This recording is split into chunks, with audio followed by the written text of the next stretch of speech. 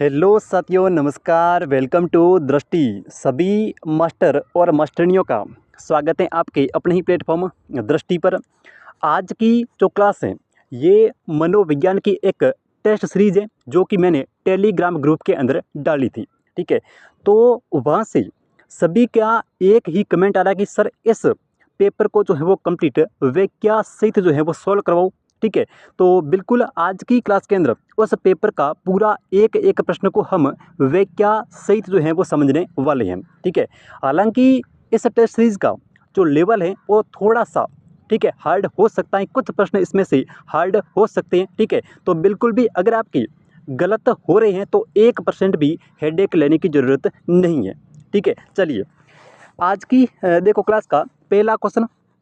साथियों, पहला प्रश्न कह रहा है कि निम्न में से वृद्धि, ठीक है, निम्न में से वृद्धि यानी कि ग्रोथ, ठीक है, ग्रोथ के संबंधित यानी कि कौन सा इनमें से जो है वो ग्रोथ से संबंधित है यानी कि वृद्धि के रिगार्डिंग कौन सा ऑप्शन यहाँ पे हो जाएगा। ठीक है, ऑप्शन ए देखो, शारीरिक अंगों का तथा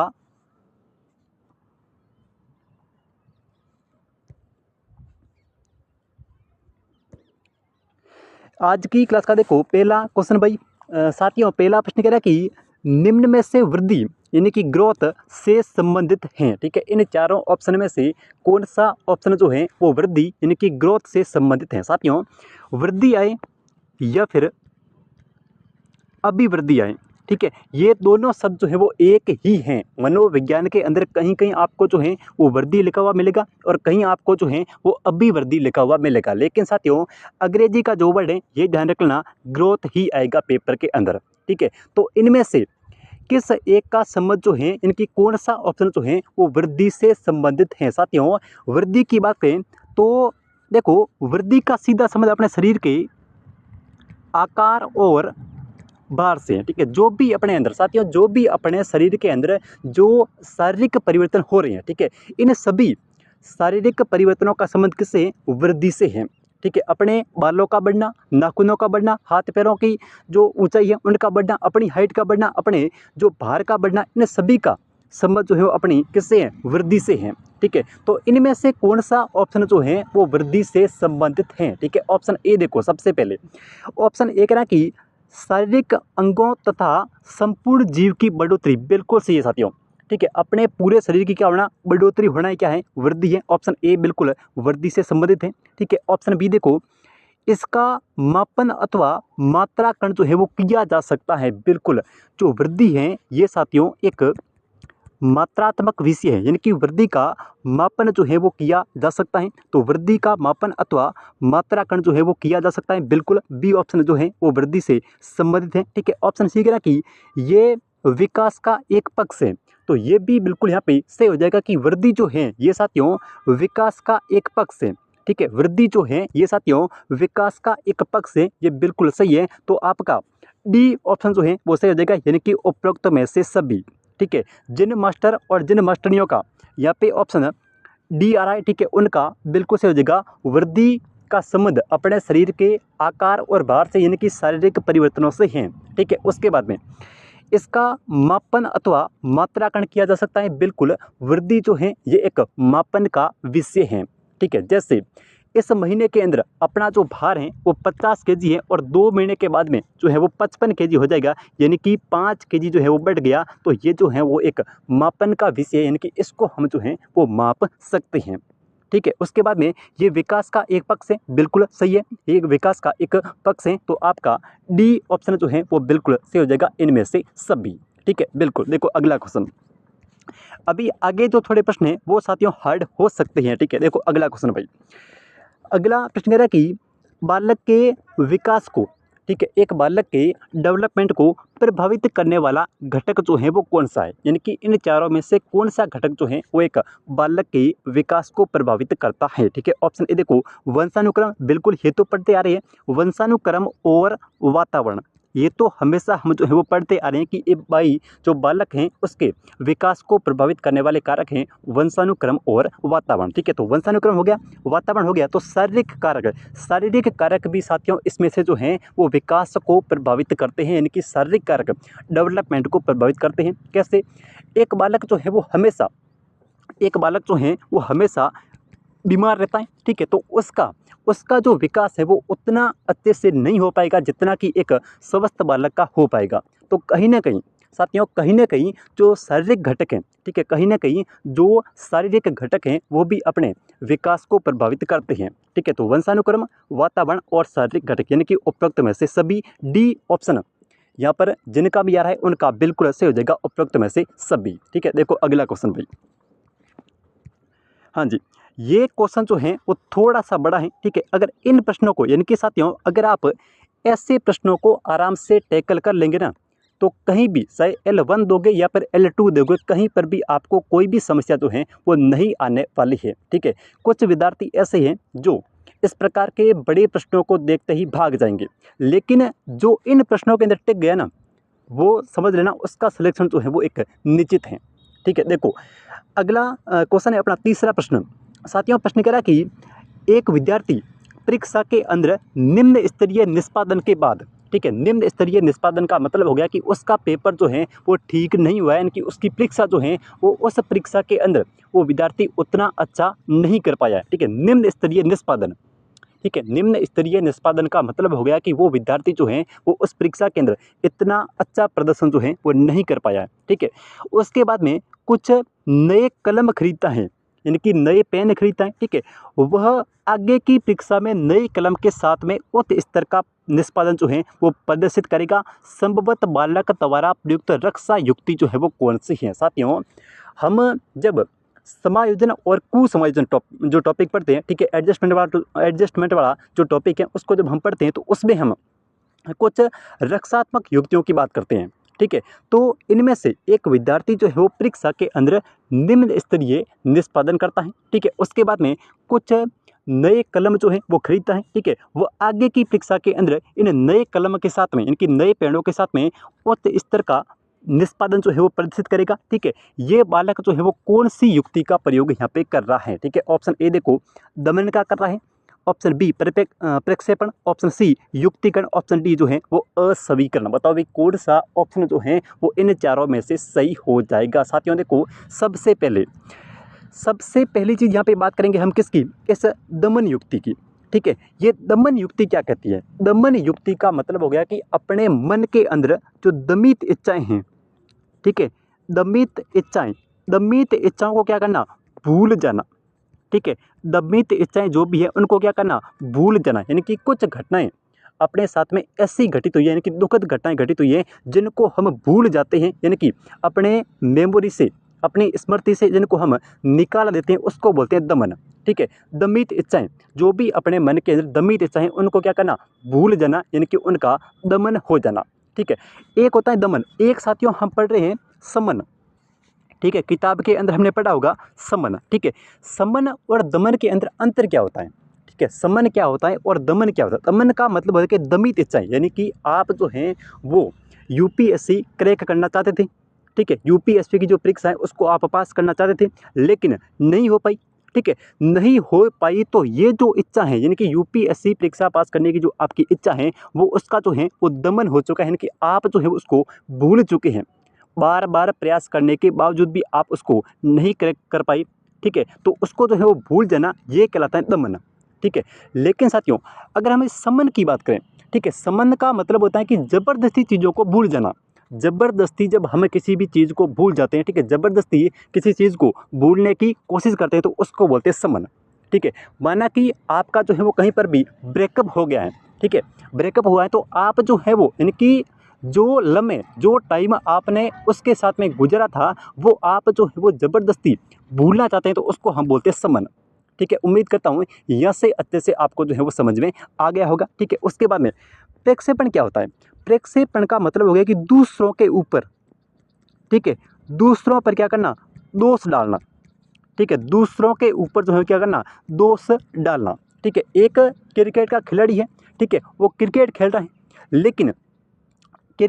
है लेकिन वो जो है वो रन नहीं बना पा रहा है और इसका दोष वो है वो अपने बल्ले को दे रहा है, ठीक है। बल्ला जो है वो ठीक नहीं है या फिर जो खेलने की जो पिच है वो ठीक नहीं है, इसको हम बोलते हैं प्रक्षेपण, यानी कि गलती खुद की है ठीक है, लेकिन उसको स्वीकार नहीं करना, अपनी गलती को दूसरों के ऊपर थोप देना, ठीक है, वहाँ पर जो है वो इस बल्ले के ऊपर वो थोप रहा है कि बल्ला जो है वो ठीक नहीं है या फिर पिच जो है वो ठीक नहीं है, इसको हम बोलते हैं प्रक्षेपण, ठीक है। उसके बाद में युक्तिकरण। देखो युक्तिकरण का मतलब क्या हो गया साथियों, युक्तिकरण का मतलब हो गया कि जिस विषय वस्तु को हम प्राप्त करना चाहते हैं लेकिन वो विषय वस्तु हमें जो है वो प्राप्त नहीं हो रही है, तब हम क्या करते हैं, कोई औचित्य यानी कि एक उचित कारण की तलाश करते हैं।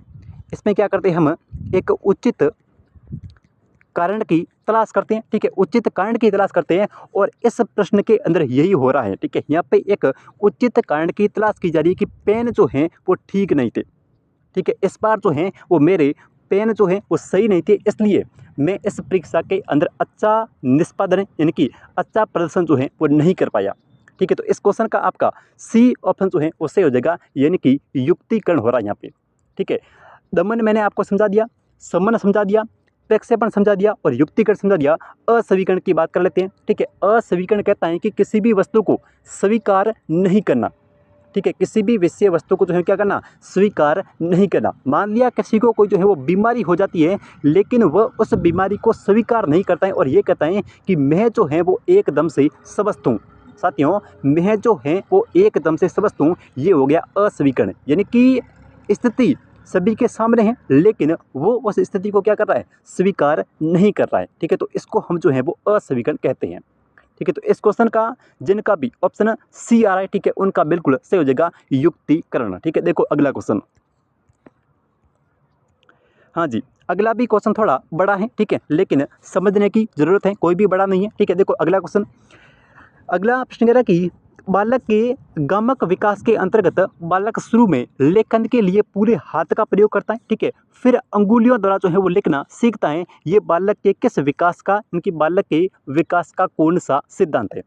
एक बालक के गमक विकास के अंतर्गत बालक शुरू में लेखन के लिए पूरे हाथ का प्रयोग करेगा, इस प्रकार से पेन को पकड़ेगा और इस प्रकार से ऐसे घुमाएगा, ठीक है। तो ये हो गया पूरे हाथ का प्रयोग करना। उसके बाद में वो उंगलियों से, जैसे अभी अपन जैसे पेन पकड़ रहे हैं वैसे वो पकड़ना सीख जाता है, तो इसको हम कहते हैं कौन सा, ये हो गया सामान्य से विशिष्ट सिद्धांत, यानी कि पहले वो जो है वो सामान्य रूप से पेन को पकड़ना सीखता है, ठीक है, उसके बाद में जैसा पेन को पकड़ना चाहिए वैसा पकड़ना सीख जाता है, तो ये होता है सामान्य से विशिष्ट का सिद्धांत, ठीक है। एक चीज़ हमेशा ध्यान रखना, विकास जो होता है साथियों, विकास की जो प्रक्रिया होती है ये हमेशा सामान्य से विशिष्ट की तरफ होती है, ठीक है। विकास की जो प्रक्रिया होती है ये हमेशा सामान्य से विशिष्ट की तरफ होती है। तो बालक सबसे पहले सामान्य क्रिया करना सीखता है, उसके बाद में विशिष्ट की ओर बढ़ता है। तो इस क्वेश्चन का आपका सी ऑप्शन जो है वो बिल्कुल यहाँ पे सही हो जाएगा, सामान्य से विशिष्ट की ओर, ठीक है। देखो अगला क्वेश्चन,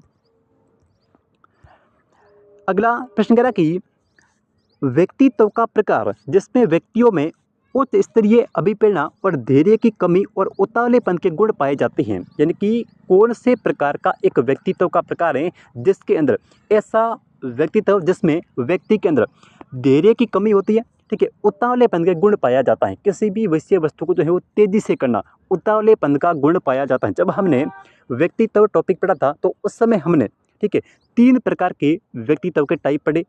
एक तो होता है व्यक्तित्व का ए टाइप, एक होता है व्यक्तित्व का बी टाइप और एक होता है व्यक्तित्व का सी टाइप। ए में क्या होगा, ए के अंदर धैर्य की कमी और उतावलेपन के जो गुण हैं ये पाए जाते हैं ए के अंदर, यानी कि टाइप ए जो है, ठीक है साथियों, टाइप ए जो है वो इसके अंदर उतावलापन और धैर्य की जो कमी है वो पाई जाती है टाइप ए के अंतर्गत।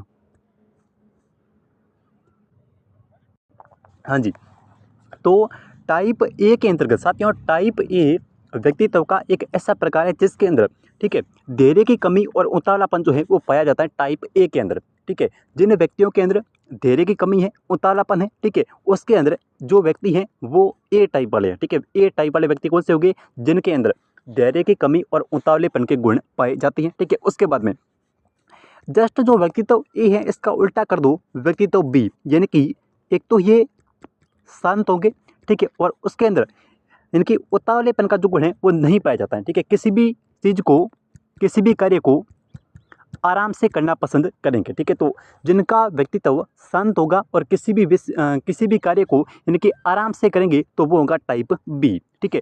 अब टाइप सी की बात कर लेते हैं। टाइप सी जो होता है ये साथियों कैंसर के प्रति संवेदनशील होता है। ठीक है, टाइप सी जो है ये कैंसर के प्रति क्या होता है, संवेदनशील होता है। क्वेश्चन आपसे सीधा भी पूछा जा सकता है कि निम्नलिखित में से व्यक्तित्व के प्रकारों में से कौन सा प्रकार जो है वो कैंसर के प्रति संवेदनशील होता है, तो ये होता है कौन सा, अपना टाइप सी। ठीक है, जो भी टाइप सी है वो साथियों कैंसर के प्रति संवेदनशील होता है। ठीक है, तो ये 3 गुण हैं। ठीक है, तीनों व्यक्तित्व के टाइप है, इनमें से कोई भी आपसे जो है वो पूछा जा सकता है। ठीक है, देखो अगला क्वेश्चन भाई। हाँ जी साथियों, अगला प्रश्न कह रहा है कि निम्न में से कौन सा एक बुद्धि के पास मॉडल से नहीं जुड़ा हुआ है। ठीक है, इन चारों में से कौन सा जो है वो एक बुद्धि के पास मॉडल से जुड़ा हुआ नहीं है। साथियों, बुद्धि के पास मॉडल की बात करें तो ये दिया गया था 1994 के अंदर। ठीक है, बुद्धि का जो पास मॉडल है ये 1994 में दिया था। ठीक है, किसके द्वारा, तो इसमें जेपी दास थे और जैक नलगिरी ये भी थे, किर्बी भी थे, लेकिन साथियों बाकर मेहंदी जो है ये नहीं थे। ठीक है, बाकर मेहंदी जो है ये बुद्धि के पास मॉडल से संबंधित नहीं है। ठीक है, और ये बुद्धि का जो पास मॉडल है ये साथियों 1994 के अंदर दिया गया। ठीक है, कब दिया गया, 1994 के अंदर बुद्धि का पास मॉडल जो है वो दिया गया। तो जेपी दास और जैक नालगिरी और किर्बी ये तीनों थे, लेकिन बाकर मेहंदी जो है वो यहाँ पर नहीं थे। तो आपका ए ऑप्शन जिनका भी है उनका बिल्कुल यहाँ पे सही हो जाएगा। और अगर किसी को क्वेश्चन ये नहीं भी आ रहे हैं, अगर गलत भी हो रहे हैं, तो भी कोई हेडेक लेने की जरूरत बिल्कुल भी नहीं है, क्योंकि इन प्रश्नों का लेवल जो है वो थोड़ा सा हार्ड है। ठीक है, देखो अगला क्वेश्चन। अगला प्रश्न कह रहा है कि एक बालक में व्यक्तिगत भिन्नता निम्न में से किस कारक से दृष्टिव्य हो सकती है। ठीक है, एक बालक जो है वो व्यक्तिगत रूप से किस आधार पर भिन्न हो सकता है। ठीक है, देखो ऑप्शन ए पर्यावरण के आधार पर बिल्कुल सही है, प्रजाति प्रभाव सही है। ठीक है, अनुरूपित या फिर उपरोक्त सभी ये दोनों हो जाएगी, पर्यावरण और प्रजाति प्रभाव। ठीक है, तो इस क्वेश्चन का सी ऑप्शन बिल्कुल सही हो जाएगा, पर्यावरण और प्रजाति प्रभाव। देखो अगला क्वेश्चन भाई। आज की क्लास का देखो अगला क्वेश्चन है कि हार्वर्ड गार्डनर के बहुबुद्धि सिद्धांत के अनुसार ठीक है कौन सा एक जो है वो असंगत है। साथियों, सबसे पहली चीज ध्यान रखना कि हार्वर्ड गार्डनर ने बहुबुद्धि का सिद्धांत जो है वो दिया। अगर आपसे क्वेश्चन सीधा पूछें कि निम्नलिखित में से बहुबुद्धि सिद्धांत के प्रतिपादक कौन है, क्वेश्चन कई बार पूछा भी जा चुका है कि बुद्धि का जो बहुबुद्धि सिद्धांत है ठीक है इसके प्रतिपादक कौन है, तो ध्यान रहे हार्वर्ड गार्डनर। ठीक है, हार्वर्ड गार्डनर के द्वारा बुद्धि का जो बहुबुद्धि का सिद्धांत है ये दिया था हार्वर्ड गार्डनर ने। ठीक है, अब देखो इसके अनुसार कौन सा कथन जो है वो एक असंगत है यानी कि गलत है। ठीक है, ऑप्शन ए देखो, बुद्धि एकल तत्व न होकर सामूहिक एक रचना है, तो बिल्कुल सही है। ये सिद्धांत खुद कह रहा है कि बहुबुद्धि का सिद्धांत यानी कि बहुत सारी बुद्धि। ठीक है, एक बुद्धि की बात नहीं करता है। हार्वर्ड गार्डनर जो है वो उसके अंदर कुल जो है वो 9 प्रकार की बुद्धि की बात करते हैं। ठीक है, हार्वर्ड गार्डनर जो है उन्होंने 9 प्रकार की बुद्धि का उल्लेख जो है वो किया है। ठीक है, तो ए ऑप्शन आपका बिल्कुल सही है कि बुद्धि एक एकल तत्व यानी कि एक factor only for one factor ना होकर के एक सामूहिक रचना है। ठीक है, ऑप्शन बी देखो, प्रत्येक बुद्धि एक दूसरे से स्वतंत्र रहकर कार्य करती है, बिल्कुल सही है। ठीक है, प्रत्येक बुद्धि जो है वो एक दूसरे से स्वतंत्र रह करके कार्य करती है, ये बिल्कुल सही है। ठीक है, ऑप्शन सी कह रहा कि समस्या की खोज बुद्धि की अंत्य क्रिया से होती है, बिल्कुल सही है। ठीक है, किसी भी समस्या की जो खोज है ये बुद्धि की अंत्य क्रिया से होती है, बिल्कुल सही है। शल्य चिकित्सक के पास में यानी कि एक डॉक्टर के पास में तार्किक गणितीय बुद्धि होती है, ये यहाँ पे गलत हो जाएगा। साथियों, एक डॉक्टर के पास में जो बुद्धि होती है उसको हम बोलते हैं शारीरिक बुद्धि। ठीक है, गणितीय बुद्धि का संबंध किससे है, गणितीय बुद्धि का संबंध है गणनाओं से। ठीक है, यानी कि आर्यभट्ट हो गया, भास्कर हो गया, इनके पास में जो कौन सी बुद्धि थी, इनके पास में थी गणितीय बुद्धि। गणितीय बुद्धि का समझ जो है वो अगर कोई गणित का टीचर है और वो बहुत ही अच्छा पढ़ाता है उसके बाद में गणितीय बुद्धि की अधिकता है यानी कि गणितीय बुद्धि की प्रधानता पाई जाती है। तो शल्य चिकित्सक के पास में तार्किक गणितीय बुद्धि जो है वो नहीं होती है। ठीक है, देखो अगला क्वेश्चन। अगला प्रश्न कह रहा कि हाँ जी, दुर्गादास सिन्हा ने ठीक है दुर्गादास सिन्हा ने भारतीय संदर्भ में बच्चों के विकास को समझने के लिए पारिस्थितिकी मॉडल जो है वो प्रस्तुत किया था। ठीक है, यह बालक के विकास को प्रभावित करने में किस कारक का उल्लेख करता है। साथियों, दुर्गादास सिन्हा ने एक बच्चों के विकास के लिए एक पारिस्थितिकी जो मॉडल है, ठीक है, उसका प्रस्तुतिकरण दिया था। ठीक है, ये बालक के विकास को प्रभावित करने वाले किस घटक का उल्लेख करता है, यानी कि कौन से ऐसे कारक हैं जो बालक के विकास को प्रभावित करते हैं, किसके अनुसार, दुर्गादास सिन्हा के पारिस्थितिकी मॉडल के अनुसार। ठीक है, ऑप्शन ए देखो घर बिल्कुल सही है। घर विकास को कैसे प्रभावित करता है, अगर किसी भी बच्चे का जो घर है, उसका जो घर का जो वातावरण है उसमें अगर शांति है, ठीक है, तो अगर शांति है तो वो उसी प्रकार का जो एक व्यक्तित्व डेवलप होगा उस बच्चे के अंदर। ठीक है, वो बच्चा जो है वो भी शांत प्रवृत्ति का होगा। ठीक है, अगर किसी के घर के संस्कार अच्छे हैं तो वो बच्चा जो है वो भी संस्कारी होगा। ठीक है, तो इस प्रकार से घर जो होता है ये बालक के विकास को प्रभावित करता है। ठीक है, ऑप्शन बी देखो विद्यालय पठन सामग्री का स्वरूप ये भी करेगा, सम समूह ये भी करेगा। ठीक है, तो उपरोक्त सभी यानी कि दुर्गादास सिन्हा ने घर, विद्यालय पठन सामग्री का स्वरूप और सम समूह, ठीक है, इनकी बच्चों का जो पीर ग्रुप होता है, इनकी बच्चों की दोस्ती का जो एक ग्रुप होता है, ये भी बालक के विकास को प्रभावित करता है। तो यहाँ पे आपका ए, बी और सी यानी कि उपरोक्त सभी डी ऑप्शन जिनका भी आ रहा है, ठीक है, उनका सही हो जाएगा। अगर किसी का नहीं भी आ रहा है तो भी कोई बात नहीं है, ये क्वेश्चन जो है वो थोड़े लेवल के क्वेश्चन है। ठीक है, देखो अगला क्वेश्चन थोड़ा बड़ा क्वेश्चन है, इसको जो है वो छोटा कर देते हैं। ठीक है, ये इससे छोटा होगा नहीं, कोई बात नहीं। देखो क्वेश्चन क्या कह रहा है, प्रश्न कह रहा है कि दिए गए कथनों का अध्ययन करके अपना उत्तर जो है वो चयन करें और ये पहचानें कि कौन सा कथन जो है वो सही है। ठीक है, इनमें से कौन सा कथन जो है वो सत्य है ये बताएं। ठीक है, ऑप्शन ए देखो, सबसे पहले यहाँ पे ऑप्शन ए की बात करें।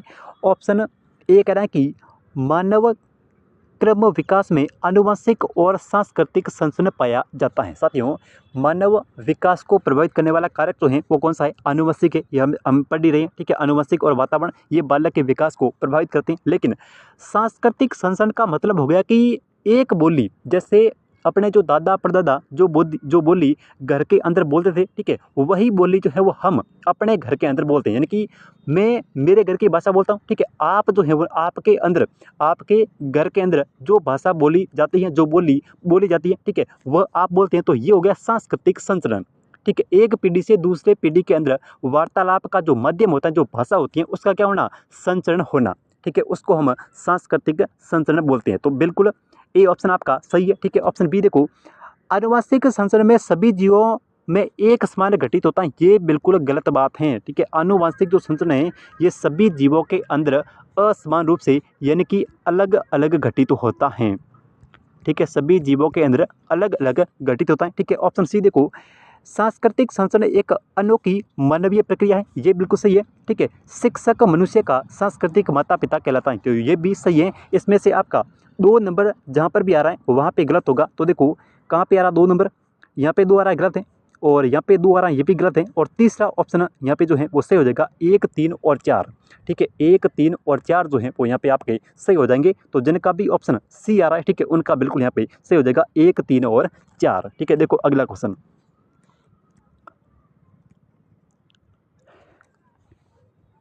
हाँ जी, आज की क्लास का देखो अपना अगला क्वेश्चन कह रहा है कि निम्न में से प्रतिभाशाली बालक की एक विशेषता नहीं है। प्रतिभाशाली बालक वो होगा जिसका आईक्यू लेवल, ठीक है, प्रतिभाशाली बालक का जो आईक्यू लेवल होता है ये साथियों 140 से ऊपर होता है। ठीक है, जिन विद्यार्थियों का यानी कि जिन बालकों का आईक्यू लेवल 140 से या फिर 140 से ऊपर हैं, वो बच्चे जो हैं वो प्रतिभाशाली बालक की श्रेणी के अंतर्गत आते हैं। ठीक है, तो इसमें से असामान्य कल्पना करना, बिल्कुल जो प्रतिभाशाली होगा वो तो असामान्य कल्पना करेगा ही करेगा। ठीक है, तो ए ऑप्शन सही है।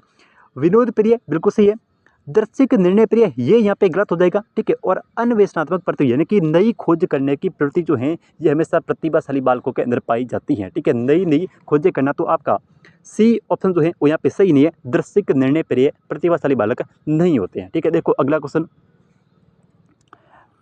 अगला प्रश्न कह रहा है कि निम्न में से मंद बुद्धि बालक की विशेषता नहीं है। ठीक है, इन चारों में से कौन सी जो है वो एक मंद बुद्धि बालक की विशेषता नहीं है। ठीक है, ऑप्शन देखो, मूर्त सामग्री की प्रस्तुति पर निर्भर रहना, ये बिल्कुल सही है। मूर्त का मतलब होता है जो चीज़ें सामने दिख रही हैं, ठीक है, जो चीज़ें सामने दिख रही हैं सिर्फ उन्हीं के ऊपर जो है वो निर्भर रहना। ठीक है, ऑप्शन बी, विश्लेषण और तर्क शक्ति का उच्च अंक होना। विश्लेषण और तर्क शक्ति जो है ये बालकों के उच्च नहीं होगी, ये तो निम्न होगी। ठीक है, क्योंकि विश्लेषण और तर्क शक्ति का उच्च अंग होता है प्रतिभाशाली का अंग। प्रतिभाशाली जो बालक होते हैं उनके अंदर विश्लेषण और तर्क शक्ति जो है वो उच्च यानी कि हाई लेवल की होती है। मंद बुद्धि वाले बालक जो होते हैं उनके अंदर जो है वो निम्न लेवल की यानी कि निम्न स्तर की होती है। ठीक है, उसके बाद में आत्म संपर्क की निम्न भावना, ये बिल्कुल सही है। और तथ्यों को बिना समझे रटना, ये भी बिल्कुल यहाँ पे सही हो जाएगा मंद बुद्धि बालकों के लिए। तो आपका बी ऑप्शन सही होगा, विश्लेषण और तर्क शक्ति का उच्च अंक होना। ठीक है, देखो अगला क्वेश्चन। अगला प्रश्न कह रहा है कि निम्न में से कौन सा एक जो है वो गणितीय विकार है। इनमें से कौन सा एक जो है वो गणितीय विकार है। गणितीय विकार हो जाएगा डिस्कैलकुलिया, जिनका भी ऑप्शन ए आ रहा है। ठीक है, उनका बिल्कुल सही हो जाएगा डिस्कैलकुलिया जो है ये एक गणितीय विकार है। ठीक है, चलो नेक्स्ट क्वेश्चन। हाँ जी, अगला क्वेश्चन कह रहा है कि अधिगम व्यवहार में सापेक्षित स्थायी परिवर्तन है जो कि अभ्यास के द्वारा घटित होता है। ठीक है, ये कथन जो है वो किसका है। अधिगम व्यवहार के अंदर, ठीक है, बिहेवियर के अंदर होने वाला एक सापेक्षित स्थायी परिवर्तन है जो कि अभ्यास के द्वारा यानी कि प्रैक्टिस के द्वारा प्रैक्टिस के कारण घटित होता है। ये कथन किसका है, तो ये कथन हो जाएगा किसका, मैकगुज का। तो जिनका भी ऑप्शन विद्यार्थियों का बी आ रहा है, ठीक है, उनका बिल्कुल सही हो जाएगा, ये कथन है मैकगुज का। ठीक है, बढ़े आगे, देखो अगला क्वेश्चन भाई। अगला प्रश्न कह रहा है कि निम्न में से गेस्टाल्टवादी संप्रदाय का जनक जो है वो किसको माना जाता है। ठीक है, निम्न में से गेस्टाल्टवादी संप्रदाय का जनक जो है वो किसको माना जाता है। तीन मनोवैज्ञानिक आते हैं गेस्टाल्टवाद के अंदर। एक तो आएगा कोफका, एक तो आएगा कोफका, ठीक है, एक आएगा कोहलर, और तीसरा आ जाएगा मैक्स वर्दीमर। ठीक है, तीसरा जो है वो मैक्स वर्दीमर आ जाएगा। ये तीनों जो हैं वो गेस्टाल्टवादी है। ठीक है, कोहफ्का, कोहलर और मैक्स वर्दीमर। तो यहाँ पे किसका नाम आ रहा है, यहाँ पे देखो वर्दीमर का आ रहा है ऑप्शन ए में, तो बिल्कुल ए ऑप्शन सही हो जाएगा। ठीक है, ये तीनों गेस्टाल्टवादी हैं। ठीक है, कोफका, कोहलर और मैक्स वर्दीमर। देखो अगला क्वेश्चन। अगला प्रश्न कह रहा है कि तर्कणा का वह प्रकार जो कि अभिग्रह या पूर्व धारणा से प्रारंभ होता है, यानी कि पहले से निश्चित है। ठीक है, पहले से निश्चित धारणा से क्या होता है, प्रारंभ होता है। ठीक है, ऐसी कौन सी क्रिया है जो कि पहले से पूर्व निर्धारित यानी कि पहले से निर्धारित पूर्व धारणा से प्रारंभ होती है, तो ये होती है निगमन। निगमन में क्या होते हैं, सूत्र और नियम जो है वो पहले से ही निर्धारित होते हैं। ठीक है, तो ये निगमन सही हो जाएगा। आगमन में क्या करते हैं भाई, आगमन के अंदर तो हम उदाहरण से नियम की तरफ चलते हैं, इनके पहले उदाहरण होते हैं। ठीक है, उसके बाद में नियमों का निर्माण होता है, लेकिन निगमन में क्या होता है, पहले से ही बना बनाया हुआ है। ठीक है, तो निगमन ए ऑप्शन जिनका भी है उनका बिल्कुल यहाँ पे सही हो जाएगा। चलो नेक्स्ट क्वेश्चन की बात कर लेते हैं। अगला प्रश्न है कि निम्न में से कौन सा एक जैविक अभिप्रेरक है। ठीक है, इनमें से कौन सा जो है वो एक जैविक अभिप्रेरक है। ठीक है, उपलब्धि, जिज्ञासा, आत्मसिद्धि या फिर काम अभिप्रेरक। तो इनमें से काम अभिप्रेरक जो है ये आपका एक जैविक अभिप्रेरक है। ठीक है, चलो नेक्स्ट क्वेश्चन। अगला क्वेश्चन, और ये आज का अंतिम क्वेश्चन है, और ये है अंतिम क्वेश्चन हमेशा आप लोगों के लिए ही होता है। ठीक है, देखो निम्न में से कौन सा एक उपागम प्रयार, ठीक है, देखो कौन सा एक उपागम और प्रयार द्वंद्व का उदाहरण नहीं है। ठीक है, उपागम और प्रयार का मतलब क्या होता है, देखो उपागम का मतलब हो गया कोई भी पॉजिटिव विषय वस्तु। ठीक है, सकारात्मक जो भी विषय वस्तु होगी, ठीक है, उसको हम बोलेंगे उपागम। और प्रयार का मतलब हो गया नकारात्मक। ठीक है, ये द्वंद्व होते हैं 4 प्रकार के, हमने पिछली क्लास के अंदर पढ़ा था। ठीक है, तो इनमें से कौन सा जो है वो एक उपागम और प्रयार द्वंद्व का उदाहरण नहीं है। ठीक है, इस क्वेश्चन का आंसर वही बच्चे कर पाएंगे जो जिनकी तैयारी जो है वो बहुत ही बेहतरीन लेवल के हैं। तो इस क्वेश्चन का आंसर आपको कमेंट करके बताना है। ठीक है, मिलते हैं एक नई क्लास में, तब तक के लिए जय हिंद जय भारत।